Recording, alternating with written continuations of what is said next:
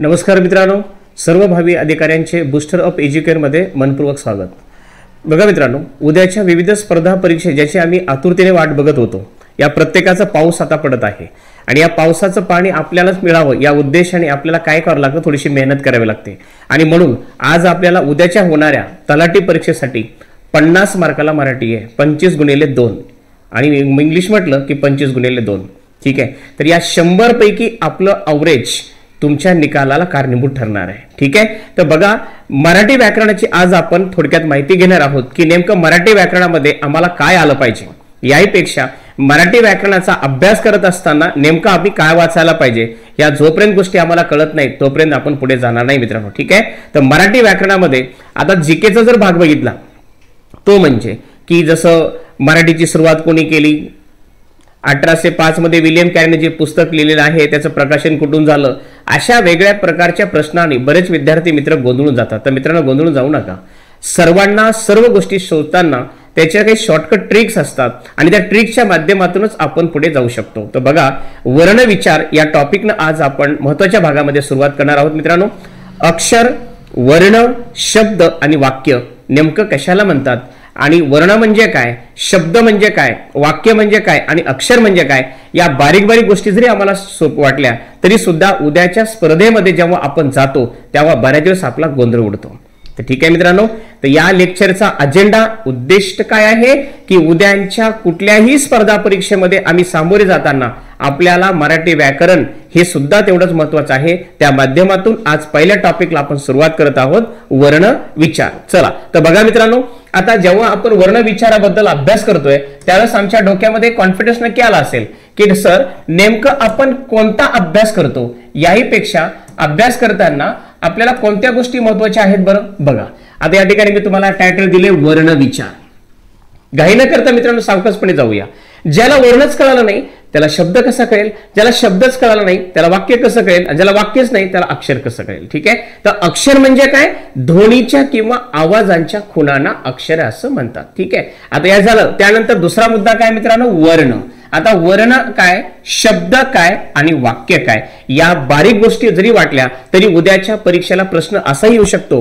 TCS pattern नुसार, IBPS pattern नुसार जेव्हा आपण सामोरे जाणार आहात, 2022 मध्ये महाड एक्झाम झालेले आहे आणि त्यामध्ये टीसीएस पॅटर्न आपल्याला नक्की आढळेल। त्या माध्यमातून तुम्हाला मी सांगतोय की उद्याच्या संभाव्य प्रश्नपत्रिकेमध्ये वर्ण म्हटलं की आपल्या डोक्यात काय आलं, मुखावाटे निघणाऱ्या मूलध्वनीला आपण वर्ण म्हटलं। ठीक आहे, म्हणजे सर स्वर व स्वरयुक्त व्यंजन यांना आपण अक्षरे म्हणतो, हे पण मान्य आहे।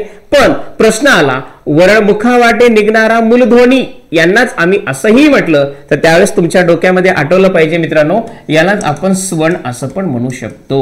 हा महत्त्वाचा मुद्दा आहे। आपल्याला प्रत्येकाची टोपण नावं माहीत झाल्याशिवाय आपण त्याला बोलू शकत नाही आणि ओळखू शकत नाही। स्पर्धा परीक्षेमध्ये ज्यांना अपवाद गोष्टीवर अभ्यास केला त्याचा 100% रिझल्ट आला, हे तुम्ही अनुभवलेलं आहे। त्या माध्यमातून आता वर्ण म्हणजे काय आपण सांगितलं की मुखावाटे निघणाऱ्या मूलध्वनींना आम्ही वर्ण म्हणतो आणि याला स्वण असं सुद्धा म्हटलं जातं। हे अपवाद गोष्ट आहे पण आपल्यासाठी ही कारणीभूत ठरणार आहे उद्याचा निकाल येण्यासाठी। ठीक आहे मित्रांनो, त्यानंतर काय, ठराविक क्रमाने आलेल्या अक्षरांच्या समूहाला काही अर्थ प्राप्त झाला तर त्या शब्द म्हणायचे। बघा बरं, उदाहरणार्थ आता मी जर असं म्हटलं मा अधिक क अधिक ड, काय झालं, माकड। बघा मित्रांनो, क्लिअर।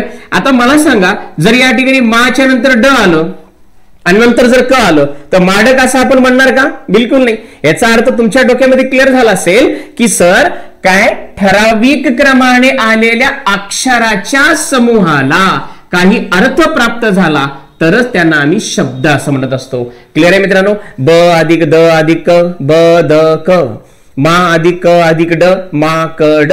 आता मी जर म्हटलं मा अधिक ड अधिक क, आता या ठराविक क्रमाने आलेल्या अक्षराच्या समूहाला काही अर्थ प्राप्त झालेला नाहीये, म्हणजे तो शब्दच नाहीये। म्हणजे आता परीक्षेमध्ये कशाही प्रकारचा प्रश्न फिरला तर त्या प्रश्नाला सामोरे जाताना तुम्हाला नक्की तुमच्या स्पर्धेमध्ये असणाऱ्या माणसापेक्षा जास्त गोष्टी माहिती झाल्या पाहिजे। ठीक आहे, चला आता मग वाक्य म्हणजे काय, बघा, अक्षर कळालं, वर्ण कळाला, शब्द कळाला आणि पुढे गेलो आम्ही वाक्य। मग परीक्षेला प्रश्न कसा संभाळू शकतो, पुढील योग्य विधान ओळखा, पुढील चूक विधान ओळखा, वाक्य म्हणजे काय, तर त्यावेळेस तुमच्या डोक्यामध्ये एक कॉन्फिडन्स आला पाहिजे, एक आत्मविश्वास, दुसऱ्याचा नाही स्वतःचा, की प्रत्येक विचार पूर्ण अर्थाचा असेल तरच त्यास वाक्य असं म्हटलं जातं. ठीक आहे. जसं की आता मी जर तुम्हाला म्हटलं, समजा मी काय म्हटलं, अंजली आंबा, अंजली आंबा. आता मला सांगा, अंजली का आंबा आहे का? आणि अंजली आंबा असती तर मग अंजली कशाला म्हणायचं? याचा अर्थ कळाला. वाक्याचा अर्थ प्रत्येक विचार पूर्ण अर्थाचा असेल तर त्यास आम्ही वाक्य असं म्हणतो. आता या ठिकाणी असाही प्रश्न होऊ शकतो, पुढील योग्य विधान ओळखा, पुढील चूक विधान ओळखा, पुढील बिनचूक विधान ओळखा. अशा प्रकारचे प्रश्न जर आपण विचारले तर मित्रांनो 100% आपल्याला कुठल्याही प्रकारची अडचण येऊ शकणार नाहीये, हे वास्तविक आहे. ठीक आहे. चला तर मग आता मी काय म्हटलं, मग अंजली आंबा खाते, म्हणजे हे वाक्य काय झालं आता मित्रांनो बघा, प्रत्येक विचार पूर्ण अर्थाचा असेल तरच त्यास आम्ही वाक्य म्हणतो. म्हणजे आता अंजली आंबा खाते याचा अर्थ हे मित्रांनो काय झालं, हे वाक्य झालं. ठीक आहे. चला, अपेक्षा करतो तुम्हाला या ठिकाणी ह्या गोष्टीचा पॉइंट क्लिअर झाला असेल. त्यानंतर आता वर्णांचे प्रकार बघा. आता आम्ही काय केलं, वर्ण विचार बघितले. त्यानंतर आता आम्ही काय शोधणार आहोत मित्रांनो, वर्णांचे विचार. आता बघूया वर्णांचे विचार यामध्ये काय काय प्रकार आहेत. त्यामध्ये बघा, पहिला मुद्दा आहे मित्रांनो स्वर. आता मला सांगा, वर्णांचे प्रकारामध्ये स्वर कशाला म्हणतात, स्वर कशा प्रकारचा असतो, स्वरावर प्रश्न कशा प्रकारचे येतात, हे जोपर्यंत आम्हाला कळत नाही तोपर्यंत डिटेल माहिती मिळत नाही मित्रांनो. तोपर्यंत आपण उद्या 1000 जरी परीक्षा आल्या तरी मित्रांनो आपल्या काय कामाच्या. ठीक आहे ना. परीक्षाचा फायदा हे आपल्याला स्वतःला झाला पाहिजे, की जे करून कुठल्याही प्रकारची परीक्षा आली तर ती परीक्षा आपली होण्यासाठी साहजिक आहे. लोकांपेक्षा जास्त माहिती आपल्याला असेल तर 100% आपण त्यामध्ये यश संपादन करू शकतो. बघा चला तर मित्रांनो, वेळ न घालवता आपण करूया सुरुवात. वर्णांचे प्रकार. स्वर लक्षात घ्या. मग स्वर कशाला म्हणायचं बघा, ओठांच्या एकमेकांशी किंवा लक्षात ठेवा जिभेच्या कोणत्याही भागाचा मुखातील कोणत्याही अवयवाशी स्पर्श न होता, लक्षात ठेवा न होता जो ध्वनी बाहेर पडतो त्या स्वर असे म्हणतात. किंवा आपण एकदम साध्या पद्धतीमध्ये बोलू बघा, स्वर म्हणजे स्वावलंबी, स्वर म्हणजे विव्रत. आता तुम्ही म्हणाल विव्रत काय, ऐका, जेव्हा स्वर मुखाच्या बाहेर पडतो तेव्हा कोणत्याही अवयवांची मदत न घेता बाहेर पडणारा एकमेव वर्ण आहे तो म्हणजे स्वर. आणि त्याचबरोबर स्वर हा स्वावलंबी आहे, तो कोणावरही अवलंबून नाही आहे, हे दुसरा मुद्दा. आणि तिसरा मुद्दा, स्वर जेव्हा मुखावाटे बाहेर पडतो त्यावेळेस तोंड उघडे व पसरलेलं असतं, या अवस्थेला विव्रत असं म्हटलं जातं. ठीक आहे मित्रांनो. चला तर बघूया स्वरांची व्याख्या. बघितल्यानंतर स्वर बघा, अ आ ई ई उ ऊ. नंतर रू, इथे थोडी मिस्टेक आहे मित्रांनो, असं पाहिजे रू रुलू ए आई ओ आऊ ऍ आणि अ. जे इंग्रजीमधून मराठीमध्ये ज्यांचं आगमन झालं असे 2 स्वर आहेत. त्यानंतर अगोदर आपण त्यांना 12 स्वर होते म्हणून आपण कधी कधी 12 खडी म्हणायची, आता 14 आले म्हणजे आता 14 खडी झाली. ठीक आहे मित्रांनो. अवस्थेनुसार जो बदल होतो ते चालत राहतो. बदलणाऱ्या पॅटर्ननुसार, पद्धतीनुसार, ट्रॅडिशननुसार तुम्हालाही बदलावं लागेल, तरच मित्रांनो या उद्या येणाऱ्या संभाव्य परीक्षेमध्ये 100% यश संपादन करायचं असेल तर साहजिक आहे तुम्हाला लोकांपेक्षा वेगळं काहीतरी तुमच्याकडे असलं पाहिजे, तरच तुम्ही पुढे जाऊ शकता. ठीक आहे. तर बघूया स्वराबद्दल काय काय महत्वाच्या गोष्टी आहेत. बघा, नंबर 1, स्वरांचा उच्चार सहज, स्वतंत्र व मोकळा असतो. हे तुम्हाला पहिला मुद्दा मी अगोदरच सांगितलं की स्वरांची ओळख काय आहे. वर्णांच्या प्रकारामध्ये स्वर आले, स्वर आदी आले, व्यंजन आले. मग आम्हाला यांची डिटेल माहिती घेतल्याशिवाय यांचे प्रकार किती, यांचे मुख्य प्रकार किती पडतात, यांना अजून काय म्हणतात, या सर्व गोष्टी आल्याशिवाय आपण पुढे जाणार नाही मित्रांनो. ठीक आहे. त्यानंतर स्वराबद्दल विशेष माहिती कोणती मित्रांनो, स्वर वाक्यामध्ये एकटे येऊ शकतात, लक्षात ठेवा.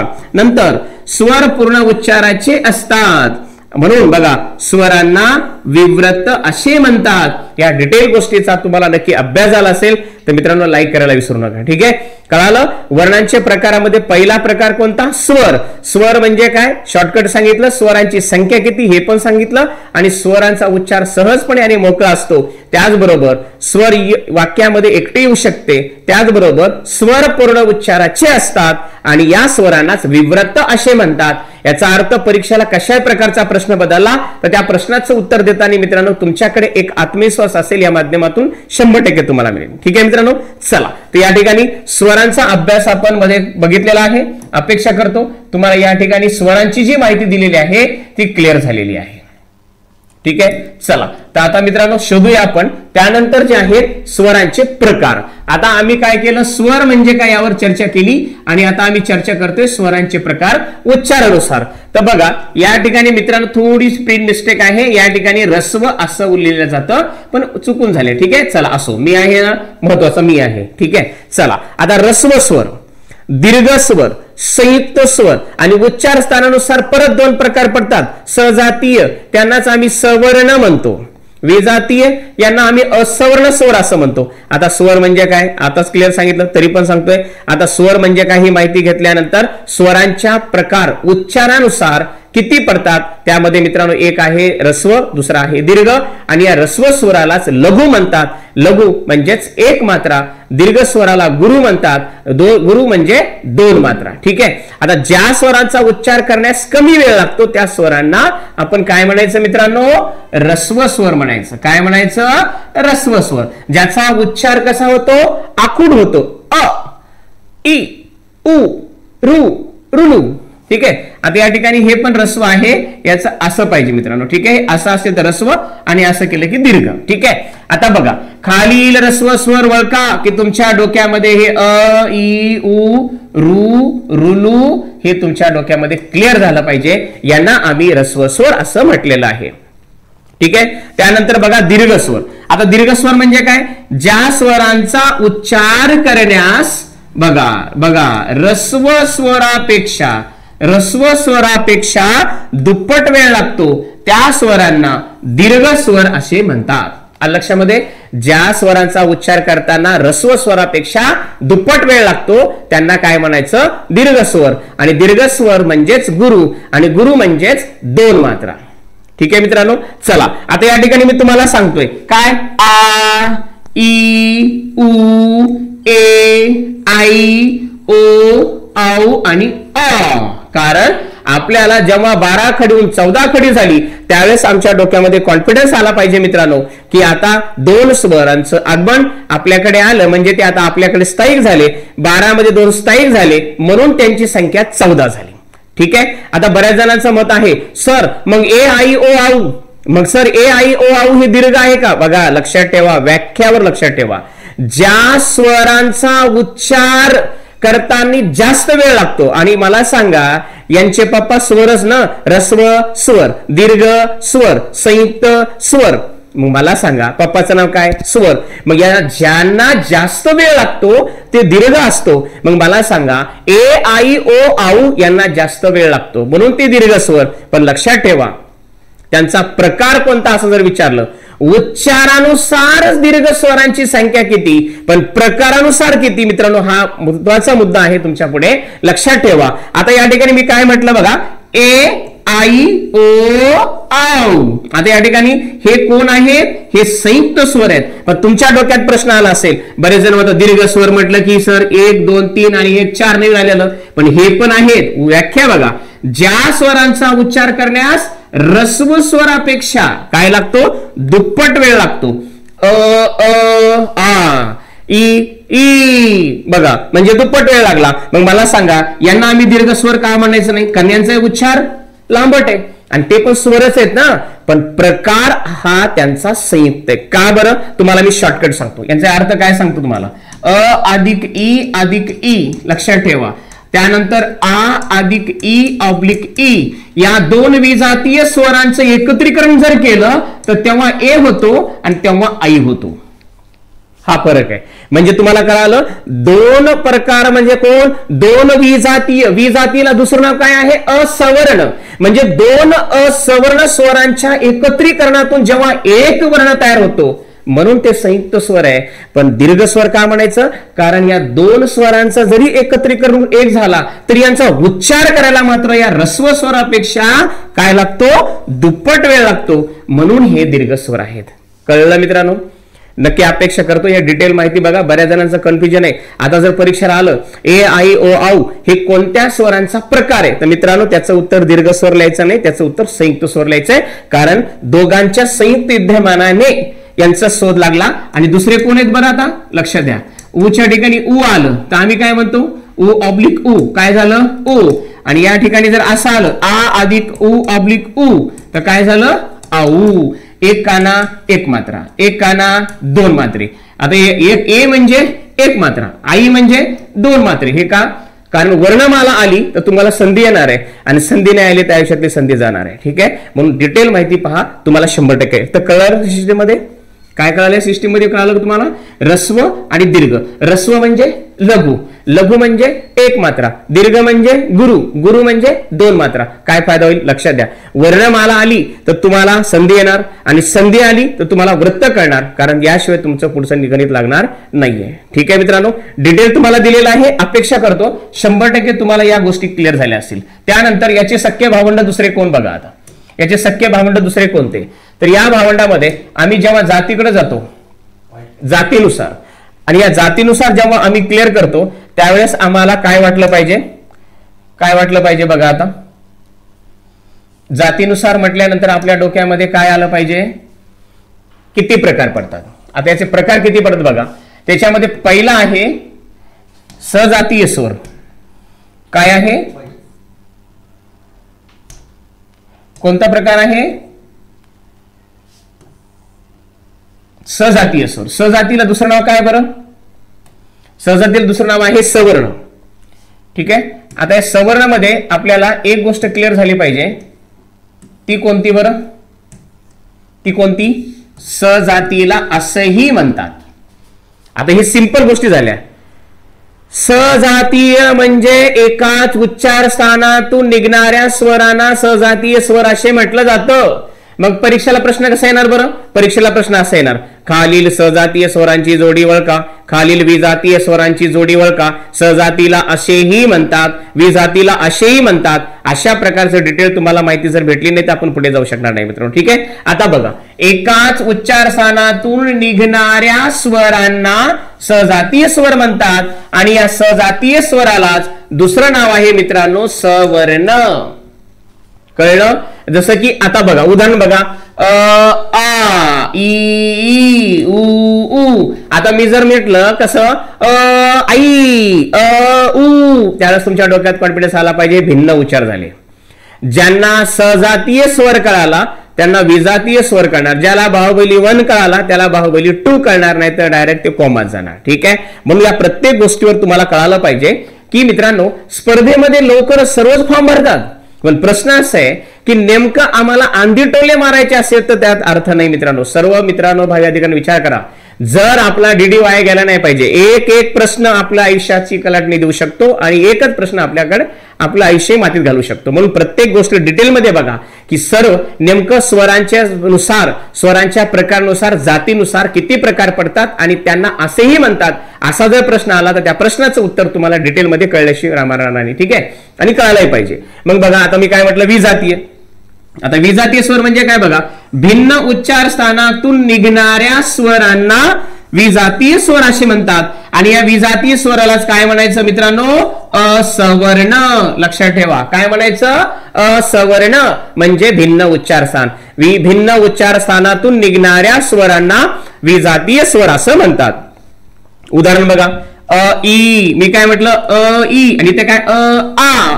कसा आहे, कसा आहे, एकाच उच्चार स्थानात आहे, इथे भिन्न आहे. मी म्हटलं आ ई आ आई, काय झालं, भिन्न उच्चार झाले. याचा अर्थ स्वरांचे प्रकार जातीनुसार मित्रांनो किती पडतात, एक आहे सजातीय आणि या सजातीलाच सवर्ण स्वर म्हणतात, विजातीला असवर्ण म्हणतात. सजातीय म्हणजे एकाच उच्चार स्थानातून निघणाऱ्या स्वरांना सजातीय स्वर असे म्हणतात आणि विजातीय म्हणजे त्याच्या उलट, भिन्न उच्चार स्थानातून निघणाऱ्या स्वरांना विजातीय स्वर म्हणतात. लक्षात आलं मित्रांनो. तर या गोष्टी डिटेल तुम्हाला नक्की कळाल्या असतील अशी अपेक्षा करतो आणि पुढील भागाकडे वळतो. ठीक आहे, चला आता पुढच्या भागामध्ये वळत असताना मित्रांनो स्वरांचे प्रकार उत्पत्तीनुसार, लक्षात द्या, स्वरांचे प्रकार उत्पत्तीनुसार किती आहेत बरं, यावर आम्हाला शोध लावायचा. आता बघा, स्वरांचे प्रकार उत्पत्तीनुसार पहिला आहे सिद्ध. सिद्ध म्हणजेच मूळ स्वर. ज्यांची उत्पत्ती इतरापासून झालेली नाही त्यांना सिद्ध किंवा मूळ स्वर असे म्हणतात. बऱ्याच बारीक गोष्टी आहेत मित्रांनो, जे मित्र काय करतात बघत नाहीत आणि घाईघाईमध्ये निर्णय घेतात. 4 पैकी कोणाला तरी गिरवायचं आणि आन्सर की आली की बिचारा गेला कोमामध्ये. अशी जायची वेळ येऊ नये म्हणून डिटेलमध्ये गोष्ट बघा आणि त्या डिटेलच्या माध्यमातून तुम्हाला कधीही टेन्शन येणार नाहीये. ठीक आहे. आता बघा या ठिकाणी मी काय म्हणायचे, सर्व रस्व स्वर हे मूल स्वर आहेत. बघा मित्रांनो प्रश्न येऊ शकतो, रस्व स्वर म्हणजे डॅश डॅश असतात, रस्व स्वर हे मूल स्वर असतात. मूल सिद्ध म्हणजे मूळ, ज्याची उत्पत्ती इतरापासून झालेली नाही त्यांना सिद्ध मूल स्वर असं म्हणतात. म्हणजे खालील खालील असा वर्णवळका ज्याची उत्पत्ती इतरापासून झालेली नाही, तर त्यावेळेस आपण जायचं कोमामध्ये. असं होऊ नये म्हणून प्रत्येक डिटेल गोष्टी बघा, शेवटपर्यंत व्हिडिओ बघा, म्हणजे तुम्हाला कुठल्याही प्रकारची अडचण येणार नाहीये. आता बघा जसं की अ ई, बघा अ ई उ रू रुलू आणि ऍ, हे काय आहेत मित्रांनो, हे आहेत सिद्ध. सिद्ध म्हणजे मूळ स्वर. लक्षात ठेवा, यांना काय म्हणायचं, सिद्ध किंवा मूळ स्वर. आता परीक्षेला कशाही प्रकारचा प्रश्न बदलू द्या, तुम्हाला टेन्शन येणार नाही. कारण बघा जातीनुसार किती, उत्पत्तीनुसार किती, स्वरांचे प्रकारावर आपण आज चर्चा केलेली आहे आणि यामध्ये तुम्हाला मी डिटेल सर्व गोष्टी दिल्या की नेमकं यामध्ये परीक्षेला कशा प्रकारचा प्रश्न येऊ शकतो. आणि त्याच्यानंतर दुसरा जो प्रकार आहे मित्रांनो त्यामध्ये, तो प्रकार कोणता, तर तो प्रकार आहे मित्रांनो कोणता, लक्षात ठेवा, तो आहे साधित. दुसरा आहे साधित. बघा अगोदर कोणता झाला, सिद्ध, नंतर कोणता झाला, साधित. आता सिद्ध आणि साधित बघा साधं उदाहरण आहे. साधित म्हणजे साधलेलं, कोणाकडनं तरी घेतलेलं. आपण म्हणत नाही का, इस कार्यक्रम के प्रयोजक लिज्जत पापड, म्हणजे कोणाकडून तरी एखादी गोष्ट साधली. सिद्ध म्हणजे मूळ, ते कोणाकडून मुळातच मूळ आहे ना, मग साध्य करायची काय गोष्ट आहे. पण साधित आणि सिद्ध यामध्ये फरक काय, मूळ स्वरापासून उत्पन्न झालेल्या स्वरांना साधित स्वर म्हणतात. काय म्हणायचं मित्रांनो, इथे थोडी प्रिंट मिस्टेक आहे. काय म्हणायचं, साधित स्वर म्हणायचं. मग बघा त्यांचे प्रकार पुढील प्रमाणे कोणते बरं, नंबर 1 द्विगुणित आणि नंबर 2 संयुक्त स्वर. झाला कार्यक्रम. आता यामध्ये या स्वरावर मित्रांनो 2 जरी प्रश्न आले उद्याच्या तलाट्याला, तर मित्रांनो 2 प्रश्न म्हणजे तुमचे किती मार्क आहेत बघा, एक प्रश्न 2 मार्काला आहे. 4 मार्कामुळेही वाट लागू शकते आणि आनंदही होऊ शकतो. म्हणून एक एक गोष्ट डिटेल तुम्हाला मी मांडली. शेवटचा भाग बघा, हा काय आहे, द्विगुणित स्वर म्हणजे काय, मूल स्वरामध्ये तोच स्वर मिसळून त्यांना द्विगुणित स्वर असं म्हणतात. प्रश्न डबल घ्या, यांना प्रश्न असा येऊ शकतो, द्विगुणित स्वर म्हणजे काय, परत आहे का, पहिला मुद्दा. आणि सिद्ध स्वर कोणते असतात, जेवढ्या वर्णमालेमध्ये ज्यांचे उच्चार आखूड आहेत त्यांना सिद्ध म्हणायचं, आणि सिद्धच म्हणजेच मूळ स्वर. ठीक आहे. आता या ठिकाणी बघा, आता कोणापासून तयार कसं झालं बघा, या ठिकाणी कसं झालं बघा, आता ई पासून ई झाला, तसं इथं काय पाहिजे मित्रांनो, अ पासून काय झाला, आ. इथे थोडी मिस्टेक आहे. आता इकडे बघा, उ काय झाला, उ.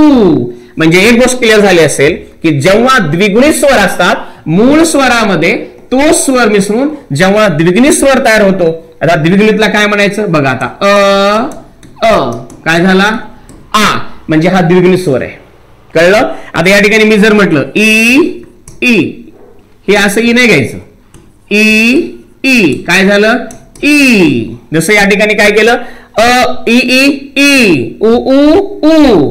कळलं, नक्की कळलं असेल. ठीक आहे मित्रांनो, प्रत्येक गोष्ट तुम्हाला मी डिटेल दिलेली आहे. आजच्या प्रकारामध्ये वर्णांचे प्रकार काय असतात, स्वर कशाला म्हणतात, व्यंजन कशाला म्हटलं जातं आणि स्वरांचे प्रकार किती. त्यामध्ये पहिला प्रकार जर हा दिला होता तो म्हणजे रस्व, त्यानंतर जातीनुसार किती प्रकार पडतात आणि उत्पत्तीनुसार किती प्रकार, त्यावर चर्चा केली. आणि शेवटचा आहे संयुक्त, यामध्ये एकापेक्षा अधिक स्वरांनी मिळून तयार होणारे स्वर म्हणजे संयुक्त स्वर आहे. जसं तुम्हाला मी आयडिया दिली होती, 2 विजातीय स्वरांच्या एकत्रीकरणातून जेव्हा स्वरांचा शोध लागतो तो स्वर असतो संयुक्त. पण ते 2 कोणते बरं, विजातीय. विजातीला दुसरं नाव काय आहे, असवर्ण. 2 असवर्ण म्हणजे असमान, भिन्न उच्चार, त्यांना असवर्ण असं म्हटलं जातं. मग मला काय सांगितलं तुम्ही आता डबल सांगू शकाल की सर आम्हाला आता स्वरावर कशाही प्रकारचा प्रश्न आला तर त्या प्रश्नाला आम्ही कधीही घाबरणार नाही, कारण न घाबरणं म्हणजे याचा अर्थ तुम्ही अंधेटोले मारणार नाही. ठीक आहे मित्रांनो, अचूक गिरवा नोकरी मिळवा. हे तुमचं तंत्र असलं पाहिजे, त्याच्याशिवाय या स्पर्धेमध्ये आपला टिकाव लागणार नाही. मित्रांनो, प्रत्येक डिटेल गोष्ट तुम्ही बघितली आहे अशी अपेक्षा करतो. शेवटपर्यंत हा व्हिडिओ बघा आणि पसंत पडला तरच लाईक करा. ठीक आहे मित्रांनो, जे चॅनलला नवीन जोडले जातील त्यांनाही सांगा की जेकरून या टॉपिकवर आणि या माध्यमातून आम्ही या प्लॅटफॉर्मवर पूर्ण येणाऱ्या टीसीएस पॅटर्ननुसार, आयबीपीएस पॅटर्ननुसार तसेच मुख्य एसटीआय पीएसआय मुख्य परीक्षेसाठी लागणारे जे मटेरियल आहे इंग्लिश आणि मटेरियल या ॲपवर तुम्हाला नक्की मिळेल. तर थांबूया मित्रांनो आजच्या भागामध्ये. All the best. थँक्यू. नमस्कार मित्रांनो, या सेशनमध्ये तुमचं स्वागत आहे. सरांनी फार छान पद्धतीनं आजचं सेशन घेतलेलं आहे. मला असं वाटतंय तुम्ही या व्हिडिओला लाईक तर करणारच आहात, पण येणाऱ्या तलाठी भरतीसाठी आम्ही बॅचेस लॉन्च केली आहे आणि गणित बुद्धिमत्तेच्याबद्दल मी सांगितलंच आहे, तो व्हिडिओ तुम्ही बघू शकतात. परंतु मराठी आणि इंग्रजी हे पण त्याच्यामध्ये विषय असणार आहेत, हे पण लक्षात राहू द्या माझ्या ॲपमध्ये. म्हणून ज्यांना तलाठी भरतीसाठी किंवा झेडपी असतील किंवा ग्रामसेवक असेल, वेगवेगळ्या प्रकारचे जेवढे पद असतील त्यांच्यासाठी जे काही व्हिडिओ तुम्हाला लागणार आहेत ते निश्चितपणे आपल्या ॲपवर बघायला भेटतील. त्याच्यामुळं नक्कीच तुम्ही ॲप डाउनलोड करा. बूस्टर अप एज्युकेअर नावाचं ॲप आहे, प्ले स्टोअरवर जा आणि सरांचा प्रदीर्घ असा अनुभव, उपाडे सरांचा तो प्रदीर्घ अनुभव, त्यांची जी शिदोरी आहे ती शिदोरी त्यांच्यासोबत असून तुमच्यासोबत ते वाटण्यासाठी आलेले आहेत. त्याचा तुम्ही नक्कीच फायदा घ्या. आपण इथं थांबत आहोत, तर लवकरात लवकर प्ले स्टोअरवर जा. वेळ वाया घालू नका, वेळ कमी आहे आपल्याकडे आणि त्यानुसार आपापले जेवढे पण तुमचे मार्क्स आहेत ते जमा करण्याची तयारी करा. ठीक आहे, धन्यवाद.